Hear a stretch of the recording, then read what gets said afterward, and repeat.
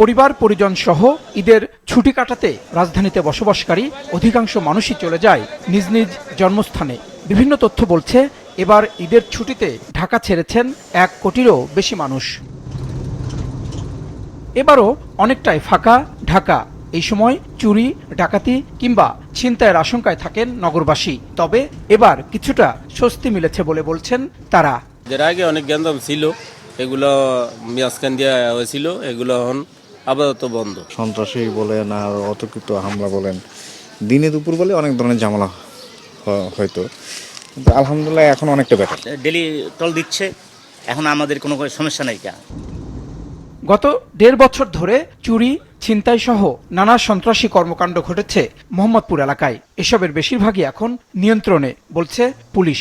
ঈদে বাড়ি যাওয়ার আগে এবার স্বর্ণালঙ্কার সহ গুরুত্বপূর্ণ দলিলপত্র থানায় রাখার আহ্বান জানিয়েছিল পুলিশ, তবে তাতে সাড়া মেলেনি।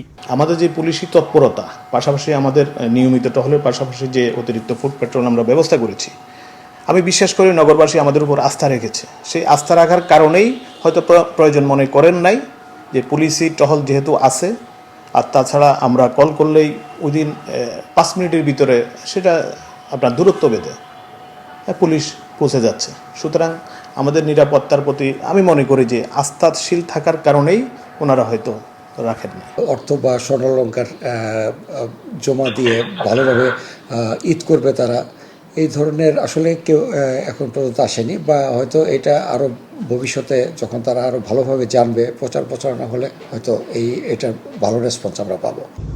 ঈদের ছুটিকে কেন্দ্র করে নানা অপরাধ ও বিশৃঙ্খলা এড়াতে 120টিরও অধিক গোয়েন্দা দল কাজ করছে রাজধানীতে। এখন পর্যন্ত বড় কোনো অপরাধের ঘটনা তাদের নজরে আসেনি বলছে ঢাকা মহানগর গোয়েন্দা পুলিশ। আমরা পর্যাপ্ত নিরাপত্তামূলক ব্যবস্থা নিয়েছি এবং আমি বলবো যে খুব বড় ধরনের কোনো ঘটেনি। আমরা ভালোভাবে পার করছি। প্রতিদিন আমার 40টা টিম আমার বাইরে থাকতেছে, মানে দিনে 80টা, রাত্রে 40টা। এই 40টা টিম, তাছাড়া স্ট্যান্ড বাই 2টা টিম আছে। কেউ যদি আমাদেরকে কোনো সময় কল করে বা কোনো সাহায্য, আমরা কিন্তু তাৎক্ষণিকভাবে এটা রেসপন্স করি। এখন এটা আমরা জানি না, আমরা জনগণকে আহ্বান জানাইছিলাম যে এটা রাখলে আমাদের থানায় রাখতে পারে। আবার জনগণকে বলেছি যে আপনি ব্যাংকের ভোল্ট আছে, ব্যাংকের ভোল্টে রাখতে পারেন।